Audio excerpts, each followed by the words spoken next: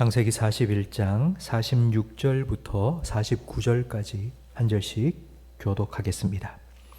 요셉이 애굽 왕 바로 앞에 설 때에 30세라 그가 바로 앞을 떠나 애굽 온 땅을 순찰하니 7해 풍년에 토지 소출이 심히 많은지라.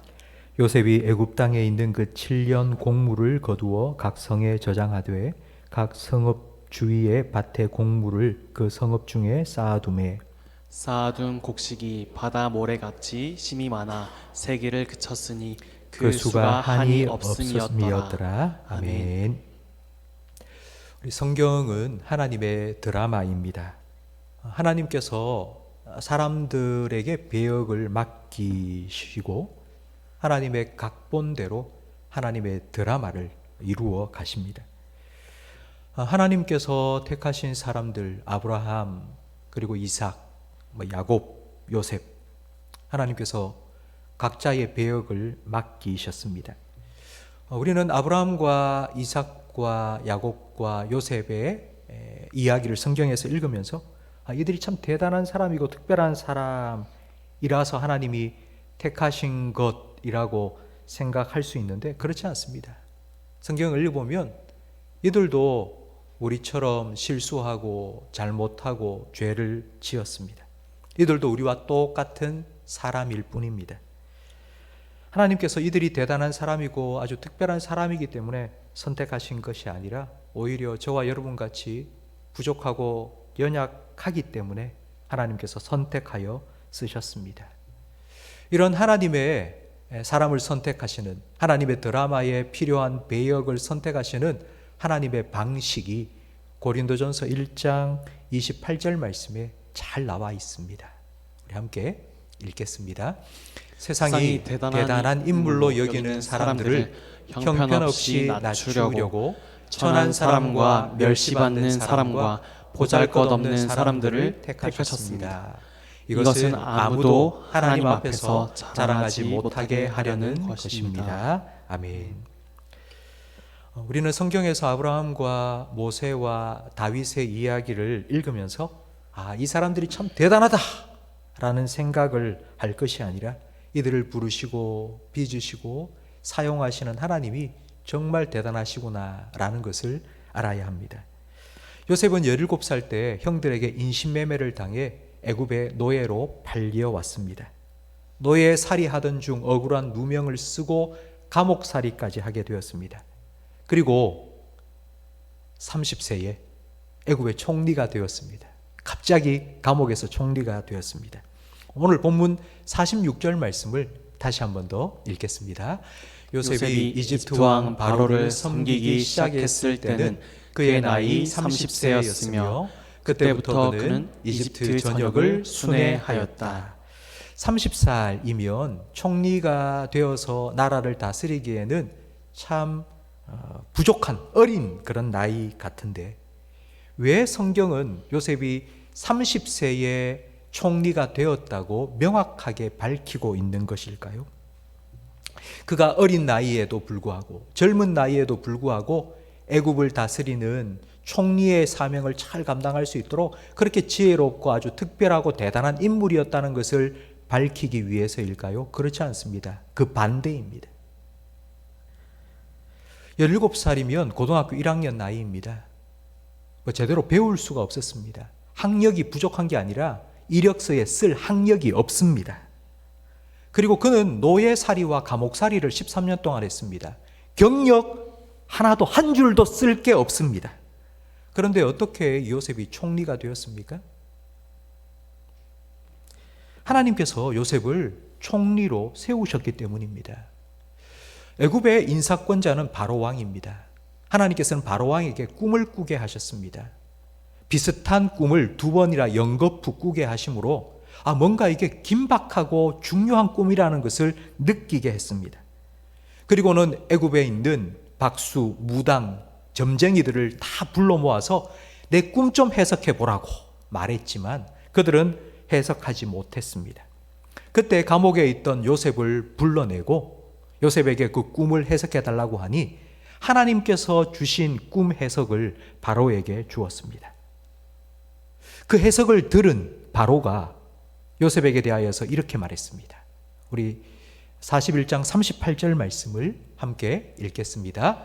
바로는 신하들에게 하나님의 영이 충만한 이런 사람을 우리가 어디서 만날 수 있겠는가 하고 총리로 세운 것입니다. 바로 왕이 요셉을 총리로 세운 것은 요셉 개인의 학력이나 경력 때문이 아닙니다. 요셉이 하나님의 영에 충만한 사람이었기 때문입니다. 하나님의 영에 충만하다는 것을 좀 더 쉽게 표현하면 하나님과 함께하는 사람이었기 때문입니다. 성도 여러분, 요셉이 노예살이, 감옥살이 13년 동안 하면서 그가 했던 건 딱 한 가지입니다. 하나님과 함께 노예살이하고 감옥살이를 한 것입니다. 하나님 앞에서 살아가는 훈련을 13년 동안 노예살이 하면서 감옥살이 하면서 했습니다. 여러분, 이 13년의 시간은 요셉이 애굽의 총리가 되기 위해서 준비한 시간이 아닙니다. 요셉은 자기가 애굽 총리가 될 것을 몰랐습니다.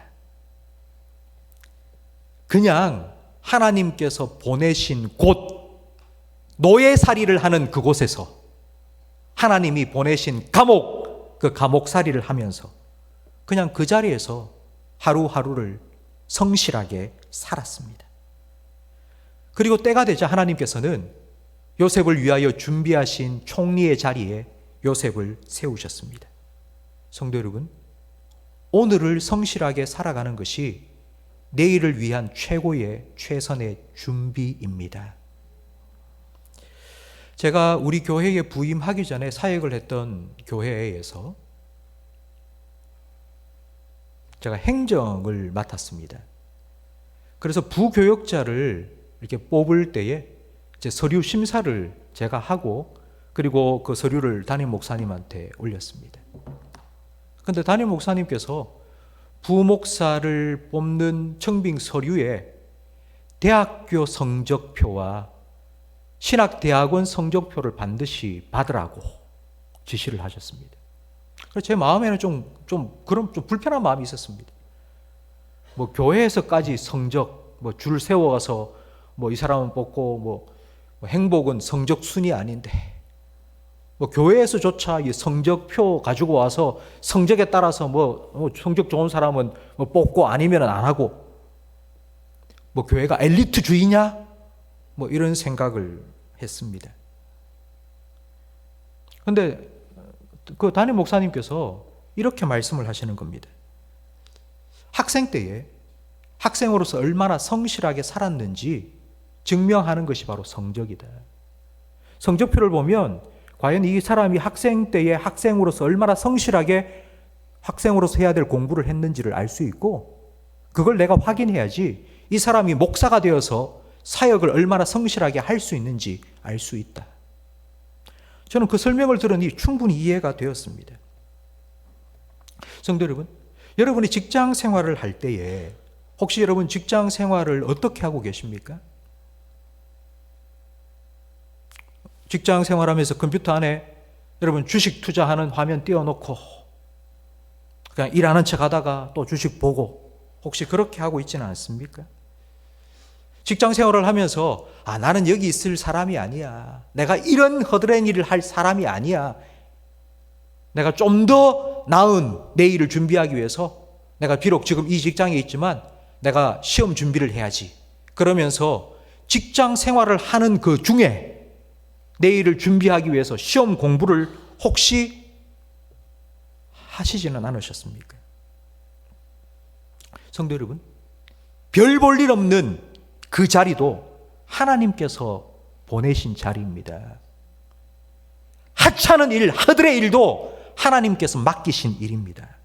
오늘 내가 그 일을 성실히 해 나가야지 내일 하나님께서 맡기실 일도 우리가 성실히 할 수 있습니다. 작은 일에 충성해야지 하나님께서 큰 일도 우리에게 맡기시지 않겠습니까? 이렇게 우리가 준비되면 하나님께서 우리를 위하여 준비하신 자리에 하나님께서 우리를 세우시면 우리가 그 자리에서 그 일을 감당해 나갈 수 있습니다. 잠언 22장 29절 말씀이 바로 이런 의미입니다. 여러분 함께 읽겠습니다. 내가 자기의 일에 능숙한 사람을 보았느냐. 이러한 사람은 왕 앞에 설 것이요 천한 자 앞에 서지 아니하리라. 자기의 일에 능숙한 사람을 보셨습니까?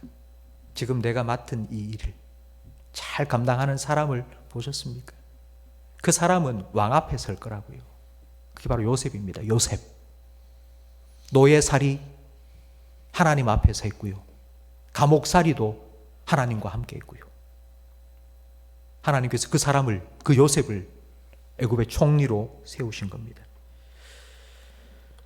30살에 죄수에서 총리가 된 요셉은 총리로서 자기가 해야 될 일을 하는데 그 일이 무엇인지 48절 말씀에 기록되어 있습니다. 우리 48절을 함께 읽겠습니다. 요셉은 7년 동안 그 모든 곡식을 거두어 각 성에 비축했는데 각 성의 주변 밭에서 난 곡식은 그 성에 저장하도록 하였다. 하나님께서 주신 꿈의 해석대로 이제 7년 풍년이 있을 것이고 그 풍년이 지나면 7년 흉년이 찾아올 것입니다. 그래서 요셉은 총리로서 7년 풍년의 때에 국책 사업으로 남은 곡식을 다 거두어서 성에 저장하도록 했습니다. 그런데 이 일은 애굽 역사에 이전까지 단 한 번도 없었던 일입니다. 왜냐하면 여러분 애굽은 이집트입니다. 이집트에는 나일강이 흐릅니다. 아주 비옥하고 풍요로운 땅입니다. 이집트는 지금도 이모작, 삼모작을 합니다. 그냥 씨를 뿌리지 않아도 저절로 곡식이 나고 열매가 맺힙니다. 너무나도 풍성한 땅이었기 때문에 곡간을 만들고 창고를 만들어서 저장할 필요가 없었습니다. 여러분 곡식을 저장한다? 이건 완전히 새로운 정책이요. 이건 혁신입니다. 그런데 여러분 하나님께서 꿈 해석을 주실 때에 7년 흉년이 올 거니까 그 흉년을 대비하기 위해서 곡간을 만들고 거기에 곡식을 저장해라 가르쳐 주셨습니까? 아니요. 하나님은 그렇게 가르쳐 주지 않으셨습니다. 근데 요셉이 생각해내서 그 일을 한 것입니다. 그러면 요셉은 어떻게 곡식을 저장할 생각을 했을까요? 요셉은 히브리인입니다. 히브리인의 주업은 목축업입니다. 그러니까 목축업을 하는 사람들을 우리는 유목민이라고 부릅니다. 유목민들은 농사를 짓지 않기 때문에 이 곡식을 저장하는 방법을 모색했습니다. 그러니까 곡식이 조금이라도 있으면 그 곡식을 오랫동안 보관하고 가축을 치기 위해서 먼 거리로 여행을 하기 위해서는 그 곡식을 저장하는 방법을 익힌 것입니다. 제가 한 가지 예를 들어 보겠습니다. 여러분 전 세계적으로 가장 유명한 유목민, 기마민족이 혹시 누구인지 아십니까? 몽골족입니다. 그런데 이 몽골은 세계 역사상 가장 넓은 땅을 정복한 나라입니다. 징기스탄 때에 가장 넓은 땅을 정복한 나라가 바로 이 몽골인데요. 목축업을 하면서 말을 타고 멀리까지 다니면서 쳤기 때문에 이 양식을 준비하기 위해서 여러 가지 방법을 생각해낸 겁니다. 여러분 몽골이 전 세계를 정복할 수 있었던 중요한 이유 중에 하나가 바로 육포입니다. 육포. 짐승을 잡아서 그걸 바짝 말려 놓으면요, 그걸 말 안장 밑에 다 넣어 놓습니다. 그러면 그냥 그거 꼭꼭 씹어 먹으면 됩니다. 그걸 요리하기 위해서 불을 지필 필요도 없습니다. 적군에게 자기 위치를 노출시키지 않아도 됩니다. 그러니 그 당시에 다른 나라의 군대들은 이 전쟁이 일어나고 하면 이 군대가 이동하는데 시간이 오래 걸렸습니다. 왜냐하면 군인들이 먹을 양식을 보급하는 보급 군대도 함께 이동을 했기 때문입니다. 그래 많은 식량을 싣고 수레를 움직여서 이동하니 늦을 수밖에 없겠죠. 그런데 이 몽골 기병들은 안장 밑에 육포를 다 깔아놓고 말을 타고는 그냥 다른 나라의 군대가 이동할 거리를 그냥 1시간, 2시간 만에 훅훅 가는 겁니다. 빠르고 은밀하게 이렇게 작전을 펼치고 공격을 해서 정복한 것입니다. 여러분, 바로 이렇게 유목민은 멀리 이동을 할 수 있도록 곡식을 저장하는 기술을 익힌 것입니다. 여러분, 목축업을 했던 히브리인인 요셉도 이 곡식을 저장하는 기술을 알고 있었던 것입니다. 여러분, 노예로 죄수로 하나님 앞에서 성실하게 살았던 요셉은 이제 총리가 된 후에도 하나님께서 자기에게 맡기신 이 총리의 사명을 어떻게 잘 감당할 수 있을지, 하나님께 주신 지혜로 이 일을 잘 성실하게 해내고 있었던 것입니다. 여러분, 7년 풍년 때에 거두어들인 곡식을 이제 7년 흉년 동안 먹기 위해서 저장을 해놓기 위해서는 아주 큰 곡간을 건축해야 됩니다. 대형 창고를 건축해야 됩니다. 이 대대적인 공사를 해야 됩니다. 여러분, 이걸 혼자서, 요셉 혼자서 할 수 있겠습니까? 백성들을 동원해야 되지 않겠습니까? 총리가 된 요셉은 그냥 종이 한 장에 명령서를 딱 적어서 이렇게 해라고 또 던져준 게 아닙니다.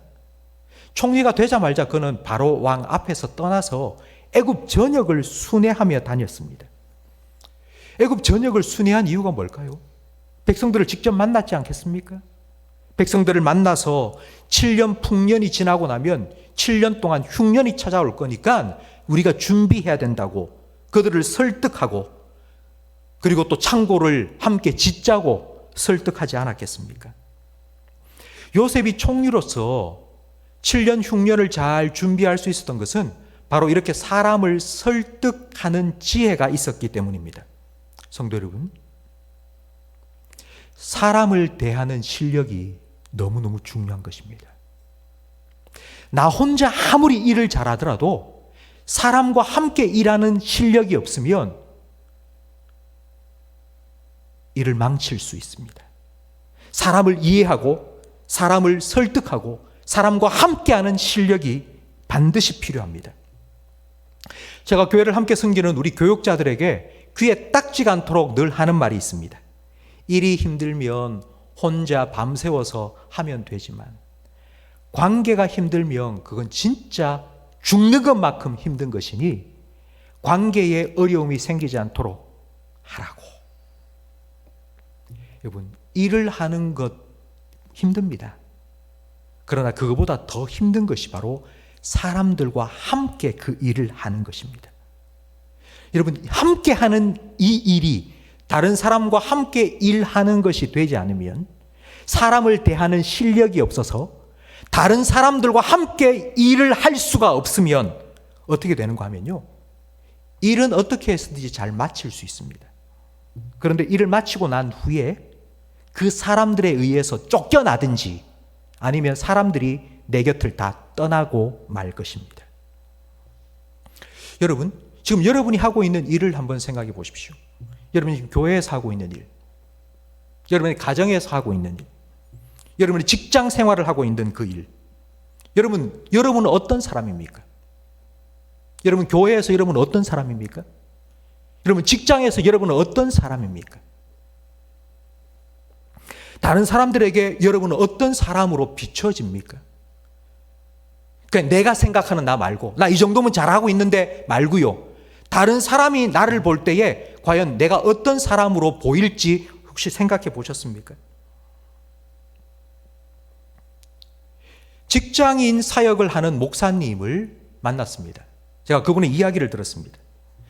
교회 다니는 성도들 중에는 직장 생활 때문에 힘들어하는 분들이 참 많다는 거예요. 그러니까 성도들 중에 직장 생활 때문에 힘들어하는 이유가 뭔고 하니 성도는 이렇게 생각한다는 거예요. 내가 교회를 다니는 사람이기 때문에 직장 생활하는 다른 교회 안 다니는 사람들이 나를 교회 다닌다고 자꾸 안 좋게 보고 공격을 한다고. 그러면서 그러니까 내가 신앙생활을 하는 사람이기 때문에 나를 싫어하는 것 같다고. 그래서 영적인 대결이 일어나는 것 같고 영적인 전쟁을 하고 있는 것 같다. 여러분, 이렇게 교회 다니는 사람이 직장 생활을 하면서 이 분법적인 프레임을 딱 짜놓고 나는 지금 잘하고 있는데 교회를 안 다니는 다른 직장인들이 내가 잘 못한다고, 내가 그렇다고 이렇게 생각을 하기 때문에 직장 생활이 힘들다는 겁니다. 근데 그 직장 사역을 하시는 그 목사님이 그런 분을 만날 때마다 이렇게 얘기를 해준다고 합니다. 그런 생각을 하시는 것도 좋지만 그 이전에 먼저 지금 내가 해야 될 내 업무를 내가 잘 하고 있는지 먼저 한번 점검을 해보라고. 이게 영적인 문제가 아니라 내가 해야 될 일을 내가 잘 하고 있는데 이런 일을 겪고 있는 건지, 아니면 내가 잘 못하기 때문에 이런 일을 겪고 있는지 한번 자기 스스로를 돌아보라고. 그리고 내가 다른 사람들과 좋은 관계를 지금 형성하고 있는지도 생각해 보라고. 교회를 다니는 분들 중에 이게 세상 사람들과 잘 어울리지 못하고 좋은 관계를 맺지 못하는 사람들이 의외로 많이 있다고 이야기를 하시는 겁니다. 여러분, 사람들과의 관계를 잘 맺기 위해서는 사람을 잘 이해해야 됩니다. 여러분, 사람을 이해하는 게 어떤 걸까요? 사람을 이해한다는 걸 가장 잘 보여주는 것이 바로 성육신 사건입니다. 예수님께서는 우리와 똑같은 사람이 되셨습니다. 그리고 우리와 함께 하시면서 우리와 똑같은 사람이 되셔서 우리가 살아가면서 겪는 모든 고난을 몸소 다 겪으셨습니다. 왜냐하면 우리를 이해해 주시기 위해서, 그리고 우리의 연약함과 부족함을 도와주시기 위해서.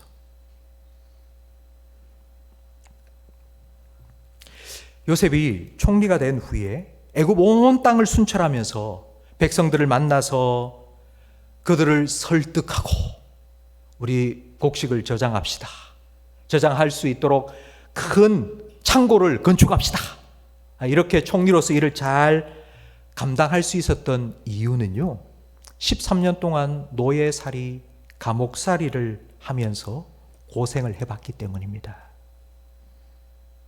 그와 같은 힘든 시간을 잘 겪어왔기 때문에, 그런 경험이 있기 때문에 백성들과 함께 살아가면서 그들과 만나서 이야기하고 설득하면서 그들의 입장에서 이해하고 우리 이렇게 해보자고, 이렇게 해야 된다고.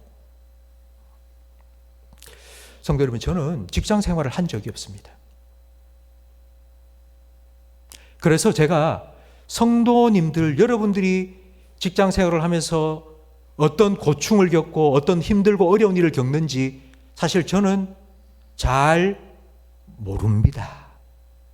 그런데 제가 성도님들의 삶을 조금 경험해 볼 수 있는 시간을 가졌습니다. 3년 동안 제가 유학을 하면서 평일날 낮에는 공부를 하고요, 그리고 오후가 되면 몫으로 일을 했습니다. 주말이 되면 함께 몫으로 일한 미국 학생에게 좀 요청을 해서 그 학생이 하는 직장의 아르바이트를 토요일 날 가서 했습니다. 그리고 주일 날에는 교회의 부목사로 또 사역을 했습니다. 제가 이렇게 3년을 살았는데요, 그렇게 3년을 살면서 저는 성도님들의 삶을 조금 이해할 수 있었습니다. 야, 성도님들은 평일날 열심히 땀을 흘려 일하시고 주일이 되면 또 교회 와서 또 일하시고, 야, 성도들이 이렇게 사는구나. 제가 3년 동안 경험을 하고 나니까 성도들의 삶이 이해가 되더라고요. 제가 그때 각오하고 결심하고 다짐한 게 있습니다. 성도들에게 헌신해라, 성도들에게 봉사해라, 성도들에게 충성해라. 나는 이런 말을 하지 말아야 되겠다. 하고 싶어도 지쳐서 힘들어서 못하는 분들이 많은데 앞에서 목사가 되어서 성도들에게 충성하세요, 헌신하세요, 이런 말을 하면 듣고 있는 성도들이 목사님, 월화수목금토 내가 뼈 빠지게 일하고 또 주일날 와서 또 일하고 목사님 너무 힘들어요. 이럴 건데 그냥 주일날 와서 꾸벅꾸벅 졸면서 예배 드리는 모습도 제가 보기엔 너무 귀합니다. 저는 너무너무너무 감사합니다. 여러분께서 일찍 오셔서 교사로 섬겨주시고 안내봉사로 섬겨주시고 식당 봉사해 주시고 주차 봉사해 주시고 여러분 저는 정말 여러분 앞에 엎드려 절해드리고 싶을 만큼 너무너무 감사할 뿐입니다.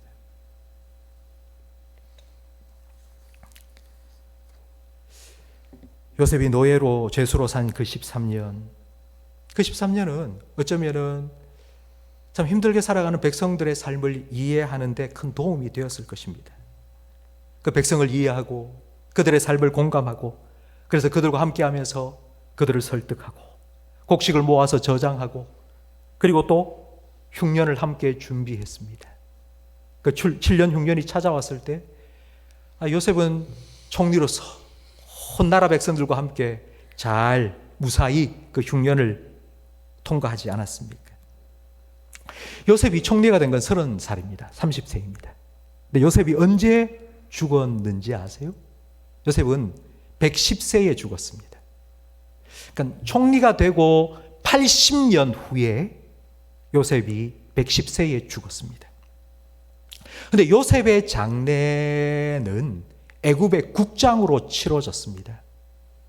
애굽 사람들이 70일 동안 요셉을 위하여서 애곡했습니다. 여러분, 이게 무엇을 의미하는 걸까요? 30살에 총리가 되어서 백성들과 만나서 설득하면서 우리 공사를 합시다. 건축합시다. 곡간을 세웁시다. 창고를 만듭시다. 그리고 저장합시다. 백성들에겐 참 힘든 일이 아니었겠습니까? 근데 그 일을 함께 해 나가고 흉년을 잘 통과해 나가고 난 이후에 백성들은 요셉을 총리로서 정말 존경한 것입니다.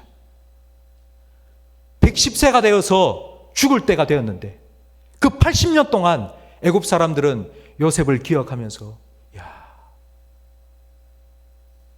요셉의 죽음을 70일 동안이나 슬퍼하는 그런 사람이 될 수 있었습니다.